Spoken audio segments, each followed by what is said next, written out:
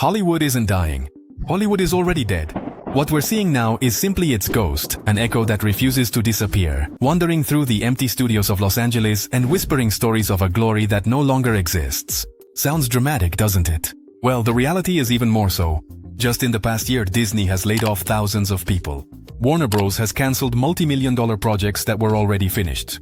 And the writers and actors strikes of 2023 paralyzed the industry for almost 6 months, costing California's economy more than $6 billion. The Dream Factory has turned into a logistical and financial nightmare. So, how did we get to this point? How is it that the cultural beacon that dominated the world for an entire century has become a drifting ship, taking on water from all sides? It wasn't a single iceberg, but rather a series of catastrophic collisions, a perfect storm of bad decisions, arrogance, and an almost willful blindness to reality. To understand this collapse, we have to break down the disaster into 5 acts, 5 fatal mistakes that, one after another, demolished the most glamorous empire the world has ever known. And believe me, by the time we're done, you'll see that the plot of this downfall is far more interesting than most of the movies they make these days. To begin with, we have to talk about the great illusion on which everything was built, the fantasy of an eternal monopoly. In its early days, Hollywood wasn't a place of art, it was a factory. A group of filmmakers fled west to escape Thomas Edison's lawyers, who basically wanted to monopolize all film technology. Ironically, when they arrived in California, they themselves created an even bigger monopoly. The major studios like MGM, Paramount, or Warner not only made the movies, they owned the entire process.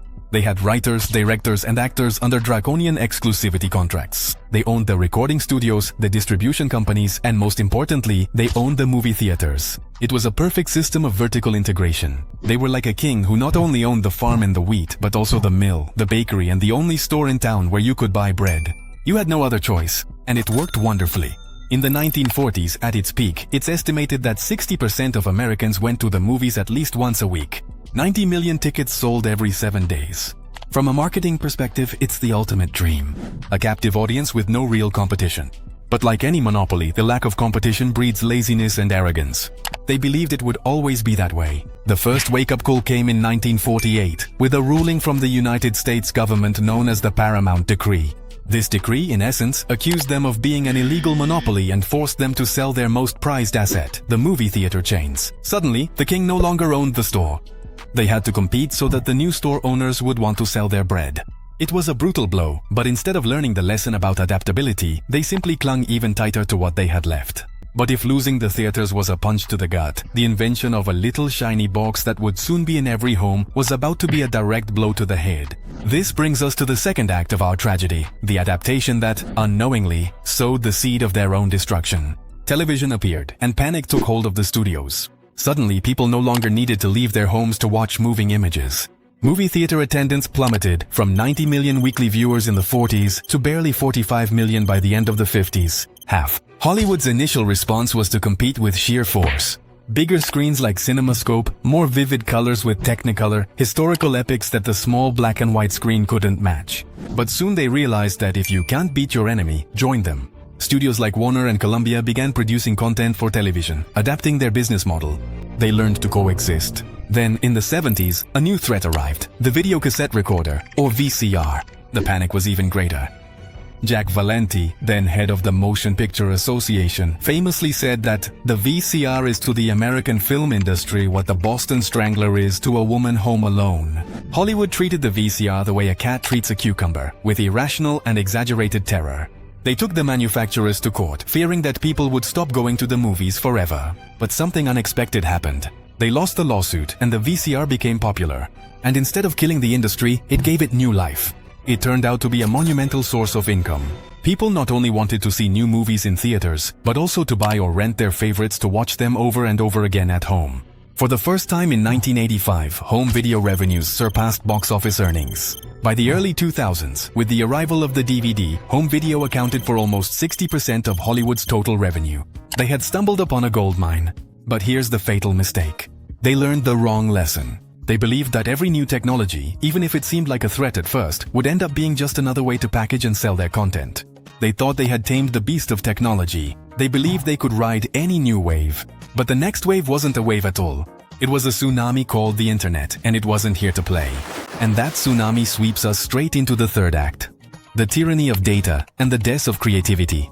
The internet changed everything, and this time for the worse. First, it destroyed the cable television model, from which Hollywood made billions in revenue through carriage fees. Basically, the fees cable providers paid to carry their channels. Between 2011 and 2023, the number of cable subscribers in the United States dropped from 100 million to less than 60 million. $30 billion in annual revenue, gone. Hollywood's response was to dive headfirst into the streaming wars, creating their own platforms. And this is where control shifted from the creatives to the financiers. From the 70s through the 90s, power was in the hands of directors and actors. Names like Spielberg, Coppola, or Scorsese could secure huge budgets to do whatever they wanted, because they were the talent. The studios would bow to their wishes, and interesting, risky things were made. Classics like The Godfather or Star Wars were created. But in the streaming era, everything became a game of metrics, algorithms, and customer acquisition cost. The suits took total control. The question was no longer, is it a good story? Instead, what kind of content keeps subscribers around longer and with the least possible risk?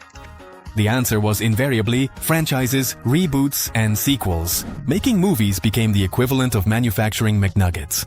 The goal was not to create a Michelin star meal, but something predictable, safe, and that you could produce a billion times without anyone getting sick or having an original thought. Risk became the enemy. That's why today we have the 80-second Marvel Universe movie, or a live-action remake of an animated classic that nobody asked for. Mid-budget adult dramas, original comedies. Anything that wasn't already an established intellectual property simply stopped being made. Accountants, not filmmakers, were now in charge, and, without realizing it, they were killing the soul of their own business. But while the executives were busy turning cinema into fast food, they completely ignored the fact that their customers' tastes were changing drastically. The audience was no longer in their restaurant. They were outside, buying food from thousands of different food trucks.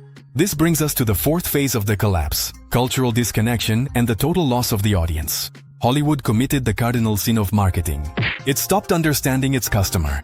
While they kept producing shows for a mass audience that no longer existed, the new generations, especially Generation Z, were somewhere else. They spent their time on YouTube, TikTok, and Instagram, consuming user-generated content that felt more authentic, rawer, and more real. A recent study showed that viewers between the ages of 13 and 24 now spend 24% of their time on these platforms, compared to only 16% on traditional Hollywood content. YouTube is now by far the most watched television network in the United States. And not only that, the video game industry, which generated more than $200 billion in 2023, is now 5 times larger than the global box office. Young people prefer to spend their time in interactive worlds rather than sitting passively watching a movie. To make matters worse, in its desperate search for growth, Hollywood turned to the international market, especially China. In 2019, China became the second largest box office market in the world. But to succeed there, movies had to be carefully crafted so as not to offend the censors of the Chinese Communist Party. This meant bland, generic content stripped of any controversial political or social nuance.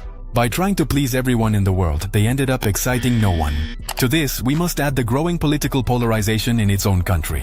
Hollywood, traditionally liberal-leaning, began producing content that was often perceived as preachy by a large part of the audience. A 2023 survey revealed that 61% of Republicans believed Hollywood was a negative influence on the country.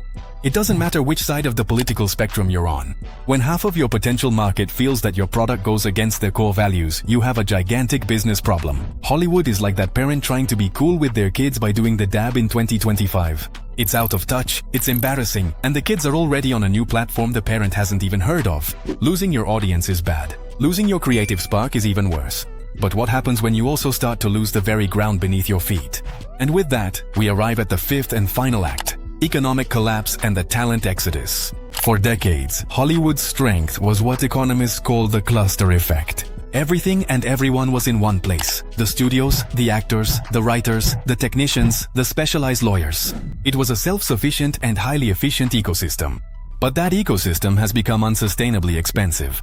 The cost of living in California is so high that a typical production filmed in Southern California is between 20 and 30% more expensive than if it were done somewhere else, like Georgia, New Mexico, or even abroad, in Vancouver or the United Kingdom. Places like Georgia have actively attracted these productions by offering billions of dollars in tax credits. In 2023, Georgia granted $1.3 billion in credits that attracted more than 250 productions. Hollywood used to be the only luxury supermarket in town. Now it's an extremely expensive boutique store, while Giorgio is the giant, cheaper Costco next door, which even gives you discounts if you buy your lighting technicians in bulk. The consequence is a massive exodus. Production in California has dropped by 30% in the last 5 years. Now, only 1 out of every 5 television productions for the American audience is filmed there. Without productions, there is no work. The main stagehands union reported that 18,000 of its members have left in the last 3 years due to lack of opportunities. The 2023 strikes were not just about wages or artificial intelligence. They were a desperate cry from a workforce watching their industry crumble beneath their feet. And artificial intelligence is the final threat, the nail in the coffin. We already see trailers and special effects generated by AI. We are not far from a world where a studio could generate an entire movie with just a few prompts, without the need for actors, directors, or film crews. The technology that Hollywood thought it could always control has finally turned against it in a definitive way. And so, here we are, with an empire built on the illusion of monopoly that learned the wrong lessons from technology, that sacrificed creativity on the altar of data, that lost touch with its audience, and that ultimately saw its economic advantage become its greatest weakness. Mark Twain said something brilliant. It ain't what you don't know that gets you into trouble. It's what you know for sure that just ain't so. For a century, Hollywood knew for certain that it was the center of the entertainment universe and that technology would always play in its favor. And that certainty, which turned out to be false, is what has caused its downfall. The question now is not whether Hollywood can recover, but what will rise from its ashes. Do you think it can reinvent itself, or are we witnessing the definitive end of an era? And what was the last movie you saw that truly made you feel that cinema still has magic? By the way, if you think the story of how an empire crumbled is fascinating, just wait until you see this analysis of how this mega company literally dug its own grave with ribbons and balloons. See you there.